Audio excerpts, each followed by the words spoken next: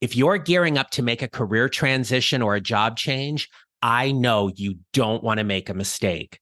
It's why I created my free guide called 5 Mistakes Mid-Career Professionals Make and Need to Stop Doing.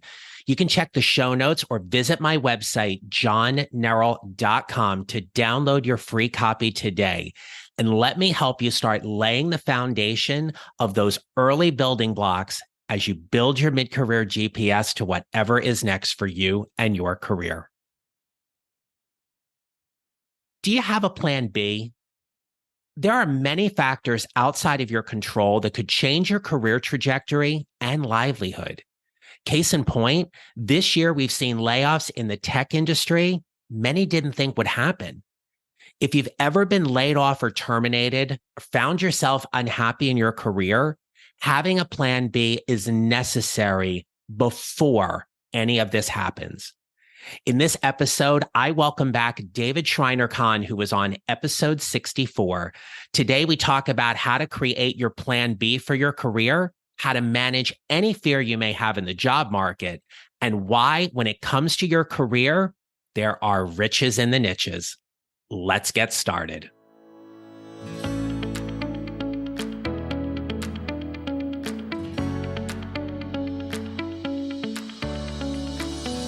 Hello, my friends. This is episode 190 of the Mid-Career GPS podcast. I'm your host, John Neral. I help mid-career professionals who feel stuck, undervalued, and underutilized show up to find a job they love or love the job they have using my proven 4-step formula. Today's conversation is particularly relevant as we begin the final quarter of 2023, but admittedly, this episode is relevant whenever you are trying to figure out whatever is next for you and your career. This whole idea about having a plan B is vital to you figuring out what's going to be next. My guest, David Shriner-Kahn, has a refreshing and unique perspective on how to protect yourself in your career. He's done it for himself, and he helps people today do the same thing in his work. It is my pleasure to share my conversation with Smashing the Plateaus, David Shriner-Kahn. Can't believe it's a year since we had that conversation, John. I know. And thank you for having me back. So I'm a podcast host and community builder, and the essence of what we have created is behind Smashing the Plateau, which includes an online platform that offers resources and in particular accountability and camaraderie to high-performing professionals, specifically those that are making the leap from the corporate career track to entrepreneurial business ownership. So whether you're working full-time in corporate and would like your future to be entrepreneurial, you're in the process of that transition, or you're out and you've been an entrepreneur for some time with a robust history of corporate work, we have various kinds of resources that can support your journey.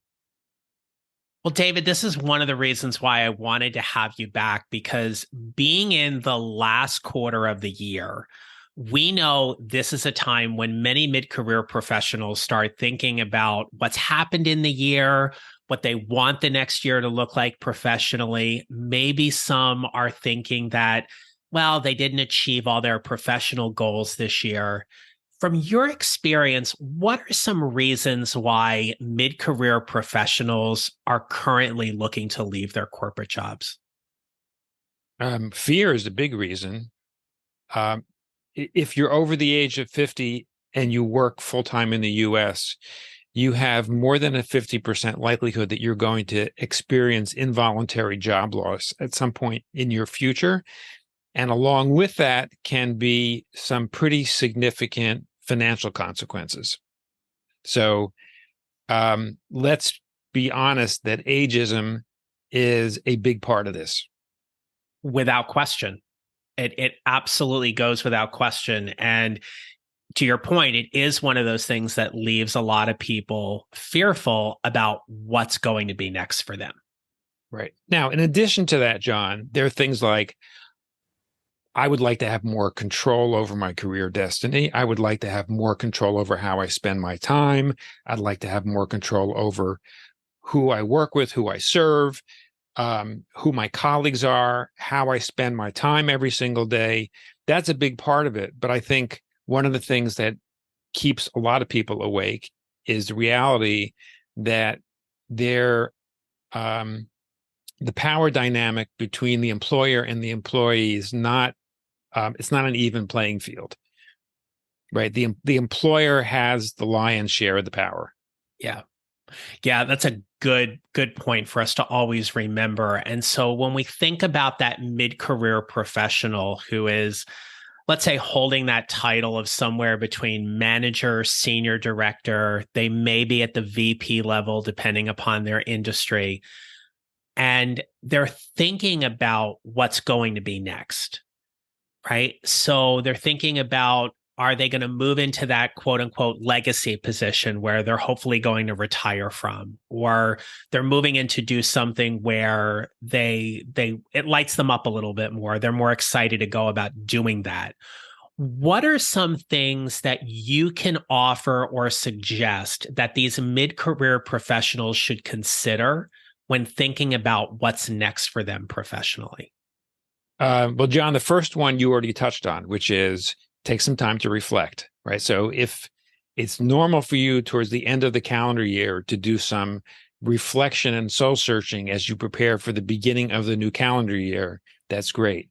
For some people, summer is a time when there's a shift in what you do and how you do it and how much time you're actually spending in the day-to-day grind. So you could, that it's the most common time frame when people take vacation. So you could spend part of your vacation perhaps thinking about, you're not focused on the kinds of things that happen every single day. So you have time to sort of sit and reflect, and maybe you start to read things that you don't read other times of the year, or you're in conversation with people that you're not in conversation with other times of the year, whatever it is. But the time for reflection and strategic thinking is, I would say, that's like the number one.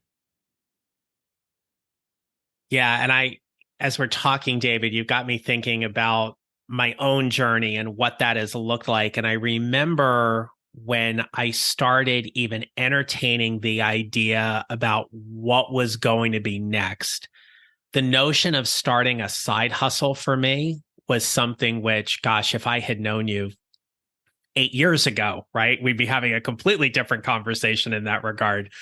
But for any mid-career professional that's thinking about starting a side hustle, what should they be considering?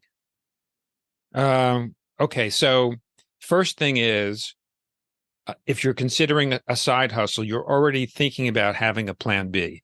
And I think one of the things that is critical when you're well, I think it's critical, period, whether you're contemplating making any kind of change or not.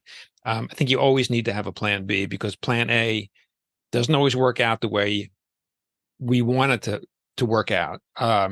If you have a plan B, it can enhance your negotiation around plan A. So if for example, you're negotiating for a raise with an employer, if you have a solid plan B that you could step away and step into, you'll be in a stronger position to negotiate. Just like if you're looking for a new job, if you have 2 job offers on the table, whichever one is your first choice, you have a much stronger negotiating position if you have something else that you're also negotiating. So that's just plain and simple. Plan B helps you negotiate better terms for what you're doing now.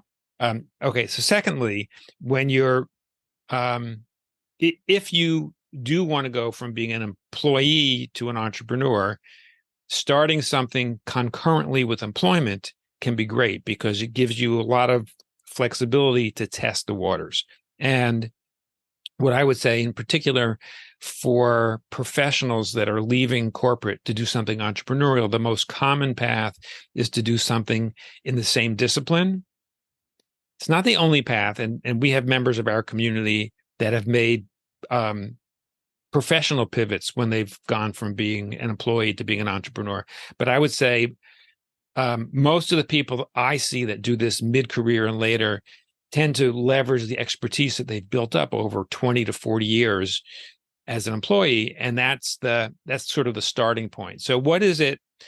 So you can think about just in terms of like, entrepreneur is very broad. Like there are a lot of different ways to make money as an entrepreneur. But if you start off with your discipline, assuming that you're good at it and you like doing it, if you start off focusing on ways you can make money as an entrepreneur in your discipline versus as an employee, that's a great way to start.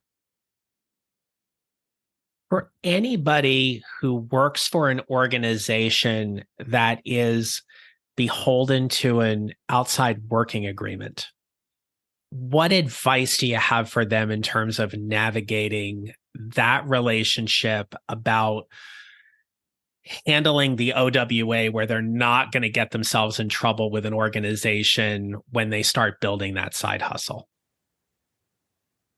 Look at the terms of that agreement. Like, where are you excluded from working? And I would say, you can do a deep dive on your skills and look at, there are two things that are important to look at in terms of your skills. One is, what is it that you are most competent at doing? Second is, what do you most love doing and spending your time doing? See where there's some points of overlap.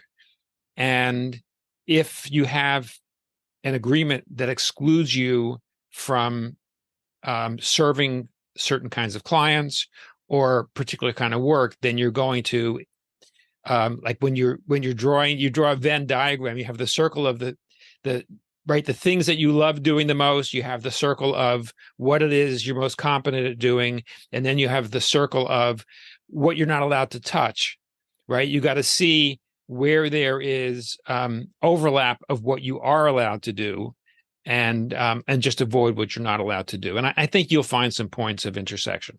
Yeah, that's a really good point, because there's always a path in terms of what that side hustle could look like.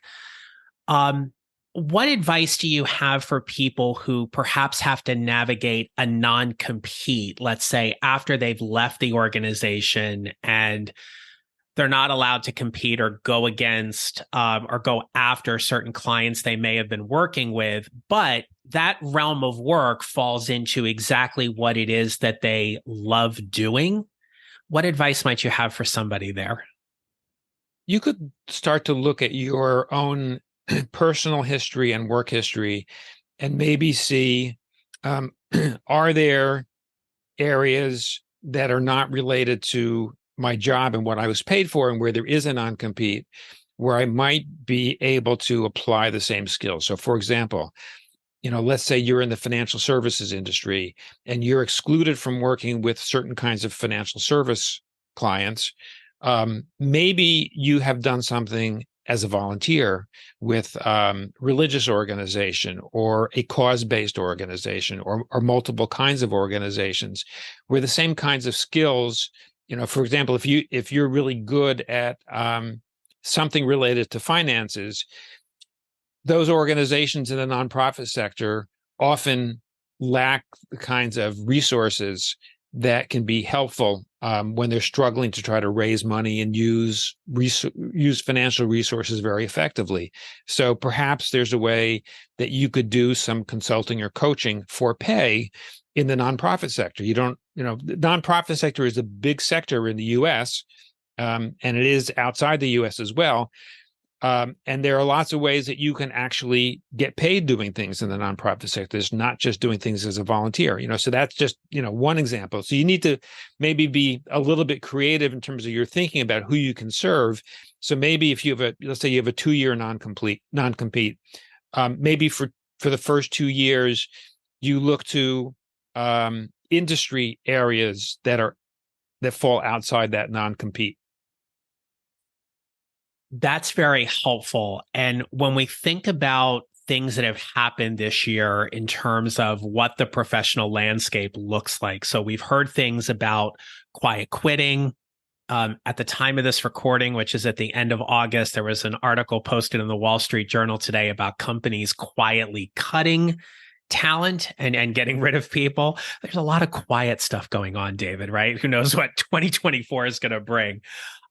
You talked earlier about fear. And so for the mid-career professional that is considering building a side hustle, going out on their own, pursuing an entrepreneurial route, being a consultant, how good, in your opinion and your research, how good is the market right now for people to go out on their own? And additionally, what are some considerations they should have when building their business as an entrepreneur? Okay, so some people may not like to hear this, but if you go from a place where you're a high achiever, you're working in an organization, whatever size the organization is, you're there, you have a full calendar, overflowing inbox. There's this team of people that are responsible for all the things that you're not responsible for. There's a built-in social structure, and you're going to go out on your own where you start out with an empty calendar, empty inbox, no team, no social structure. You're spending all your time alone worrying about this new thing that you're trying to get off the ground. It can be daunting. And then you have to get up and market and sell something you've never had to sell before, namely yourself. And even if you're professionally in a marketing and sales role in a company, it's very different selling a company that gives you a paycheck versus selling yourself. So I would say the number one thing that you could get better at doing, or maybe learn how to do if you've never had to do it before, is to sell. Because if you are really busy providing great value and impact for individuals or organizations, and you're not getting paid, you have a hobby, not a business. Right? So, and when I look at people that have made this transition, there are people that have really superb skills as employees, and they have superb skills as entrepreneurs, but they can't sell. They have a real hard time making a living as an entrepreneur, right? When you're an employee, if you are not in the sales role, the company is feeding you the business. That's why they're giving you a paycheck. So you just have to do the work. As an entrepreneur, you've got to know how to sell. And when I see people that are mediocre in terms of the stuff that they deliver to clients, but they're really good at selling, they do better than that first category I mentioned of people who deliver high quality results but can't sell. So the number one thing you need to learn how to do is to sell. All right. So for everybody who's listening, because you don't get the video with this, I pumped both of my fists in the air when David started giving his answer, because it's exactly my story in so many ways. And I was so appreciate you going there, David, because that was exactly it. I did not know how to sell what I was offering when I started my business. I went from being a salaried employee who was making a little over $100,000 a year. And by a little over, I mean like 108. And my first year in my business, I made $22,000 because I didn't know how to sell. Now, I knew how to coach. I knew what I was doing there, but where was I meeting people? Where was I, how was I getting them to actually buy into my services? That was the hardest lift, I would say, in the first 24 months of my business, was exactly figuring out how the heck I was going to sell what I was offering. I so appreciate you saying that. Yeah. And John, I was the same way. I went from being an employee, long time employee. And first year I opened my business, I had no idea how I was going to sell, and I didn't know how to sell.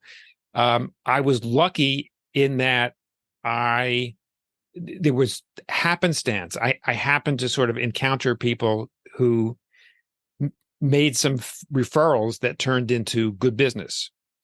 It was also, I started my business in 2006. The economy was in really good shape. There was a lot of need for what I was offering. Mm-hmm. And then in 2008 came, the economy changed, and all of a sudden I was writing a lot of proposals and not getting much in the way of sales. So I started to look at what do I need to do differently so that A, marketing people became aware of what I was offering, and B, I was then able to price things effectively and close some business, and in particular, close the kind of business that would lead to long-term success. So yeah, selling is really critical. It's probably the most critical thing. Yeah.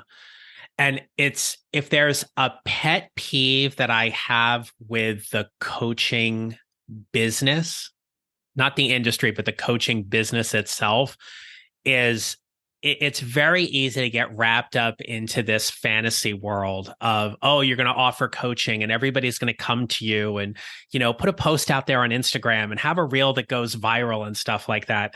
I remember when the light bulb went off for me, David, because I remember getting an unsolicited message from somebody on LinkedIn. And they were like, would you like to have 250 extra leads in your inbox every month? And I remember looking at that and going, no, I just need to increase my closing rate. I don't need more leads. I need to be better at selling.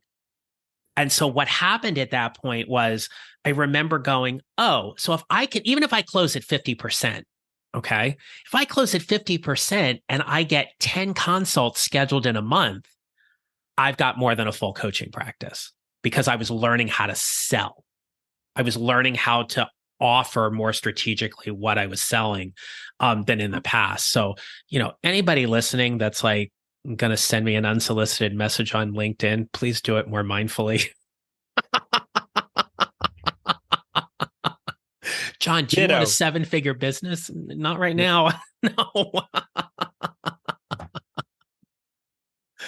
Yeah. Yeah. So David, so we think about all of this, right? And so we're saying, okay, so if you're going to go into business on your own, you need to learn how to sell.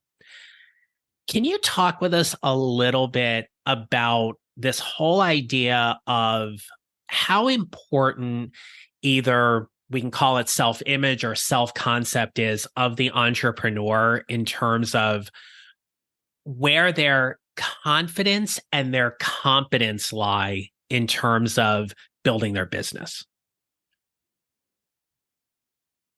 Well, the competence, there's two different skill sets when it comes to competence. The first skill set is what you do in your discipline. So whatever, if you're a consultant or a coach or some other kind of offering some other kind of professional service, whatever solution you deliver to your clients, that's one set of competence. The other is how you actually build and run a business, which is a very different skill set. And yes, we just talked a lot about selling. So selling is one aspect of what it takes to build and run a business, right? There's also administration. There's, if you're running a business like John's or like mine, which is a very small business, it's primarily one person. And I use the term solopreneur, but solopreneur doesn't mean that we're actually doing everything solo. John and I haven't talked about this recently, but like I have a team. I'm sure John has a team, but you can build a great business that's primarily one person with various kinds of fractional people who are part of your team. So there's the whole issue of delegation. How do you run an efficient and profitable one-person business with some kind of fractional support? How do you automate? How do you create systems? Because if you want your business to be profitable, having solid processes and systems is really important. Another thing that's really important that especially professionals don't necessarily think about it. You get paid well as an employee to solve complex, non-repeatable problems. As an entrepreneur, you get paid well to solve problems that are simple for you to solve, very repeatable, and you might on the surface think that it's boring. but that is a sign of a profitable business. So, there's an expression, the riches are in the niches. So finding something that's really narrow. Like I know somebody who runs a business that's all about making QuickBooks easy to manage for nonprofit financial professionals, right? That's pretty narrow. Yeah. Right. But it's a great business idea because there's going to be less competition. And it's the kind of thing that if you develop great processes for it, and you need to keep teaching people how to get better at using QuickBooks for nonprofits, there's a lot of stuff that's very repeatable for you as the business owner. Yeah, that's really good. Right. Yeah. So there's two different competencies. There's what you do in your discipline, and there's what you do in running a solopreneur business. It's really helpful, David, and it's super clear for people who are listening to sit there and go, okay, I need to be thinking about both of these things, right? So there's the business side, there's the selling side, and it's not just, hey, I can, throw up a website and throw up a shingle and wham, here we go. We know there's so much more to that, but sometimes what we see or consume content wise, as you well know, kind of gets watered down a whole lot from the reality of what it truly is. For sure. Yeah. Thank you for that. So, David, as always, time seems to fly by with you. And so we need to start wrapping up. But I'm going to change this question around for you a little bit, only because just based on what we've talked about. So, David, for you, when you think about people who are looking to move up in an organization, or they're considering moving out by their own choice, or they have been moved out by their employer's choice, what advice would you give for someone to help them build their mid-career GPS at this stage in their career? So there are a few things. One is think about and actually create a plan for what you need financially. Right, financially, the financial circumstances are probably the most important component. Most of us don't have the luxury of never having to work to pay the bills. So assuming that you need income in order to support your lifestyle, what does that income actually look like? And maybe you can come up with 3 scenarios. Like what's bare bones, would be comfortable, and what would be a home run. Think also about how long it may take to get through a transition where you're going from employee to entrepreneur until you think your business is going to be really sustainable. And I would say what I see as pretty common is about 2 years. So what kind of capital can you have access to, whether it's savings, or if you do need to access credit for some reason, that you have access to it, and think about ways that you can access the capital for a lot longer than you think it's going to take, because it often takes way longer than we think. So the financial piece is one. And I would say the time plan is another one. So if money weren't an issue, how would you spend your time? What do you feel like the need that you have to control? Again, develop several scenarios with the use of your time. And keep in mind, you may not be able to achieve all of your ideal time goals in one step. So maybe think about this in phases, like what would be great if I could achieve the following within 2 years, what would it look like? And then how would I be using my time differently?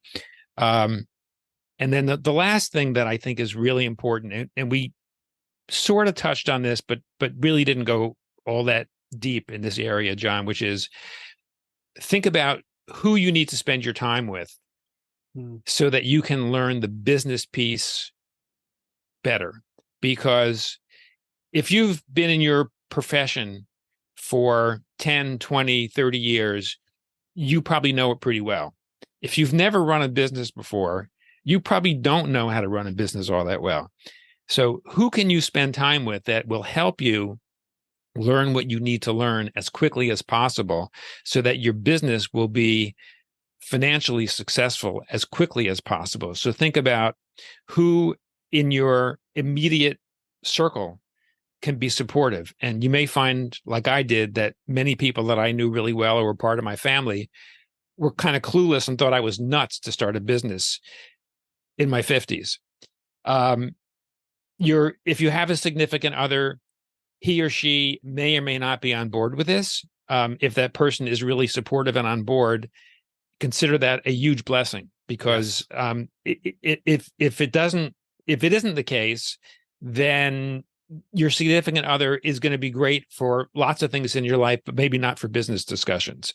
Think about who you may be able to tap into to be a mentor, a coach, maybe a therapist, a faith or spiritual leader, because there are a lot of different aspects to what it takes in terms of our own mindset and our psyche and our confidence to be able to run a business. So there are a lot of different people that can be supportive.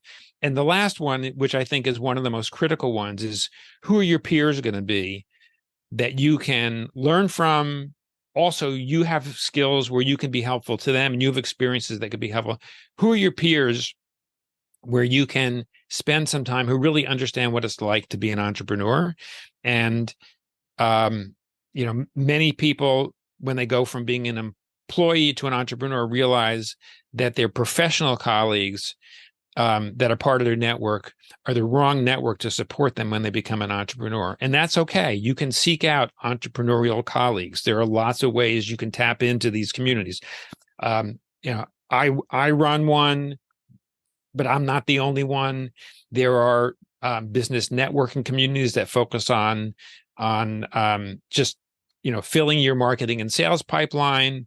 There are masterminds and other kinds of communities that focus on business building and learning how to actually run a business. Some of them are very niche focused, some of them are not, but you really need to spend time with the right people. That's going to be critical. Yeah, so good. So good, David. I appreciate you so much. And thanks for spending some time with us today. If people want to connect with you, they want to learn more about you, especially your work in your community, I'm going to turn the microphone over to you, and please share with us all the details about how people can connect and find you. Thank you, John. So smashingtheplateau.com is the repository of everything that we offer, which includes a weekly podcast, and I've been podcasting since 2014. So there are a lot of episodes on the website, pretty much any topic related to being a corporate refugee, going from employee to entrepreneur is in some episode somewhere, including an episode with John. Yes. So the podcast is there. I send out a newsletter every weekday morning. One is focused on the podcast of the week, and the others are business building tips. So it's meant to be a helpful resource. That's also free. We run occasional workshops, and then we have the ongoing community with membership, and all the information about that is at smashingtheplateau.com. Great. David, I will make sure all of that is in the show notes. My friend, thank you again for spending time with us today on the Mid-Career GPS podcast. Thank you, John. All right, my friends, as we wrap up today, here's the key takeaway from my conversation with David. You need a plan B. Whatever that is, whether you are thinking about staying in your organization, have a plan B. If you're thinking about exiting your organization, have a plan B. Ageism is real. Ageism can affect us at no matter where we are in our career journey. But the important thing is that you are 100% responsible for your career. I hope today's conversation with David opened up for you the possibilities of what going into business may be for you and going out on your own, but to do it very strategically and intentionally with some clear thought, research, and savvy to know exactly what it is you need to do to build the business you want once you decide to leave, or if you decide to leave your corporate job. So until next time, my friends, remember this. We build our mid-career GPS 1 mile or 1 step at a time, and how we show up matters. Make it a great rest of your day. Thank you for listening to the Mid-Career GPS podcast. Make sure to follow on your favorite listening platform. And if you have a moment, I'd love to hear your comments on Apple Podcasts. Visit johnnerrell.com for more information about how I can help you build your mid-career GPS, or how I can help you and your organization with your next workshop or public speaking event. Don't forget to connect with me on LinkedIn and follow me on social at John Nerrell Coaching. I look forward to being back with you next week. Until then, take care, and remember, how we show up matters.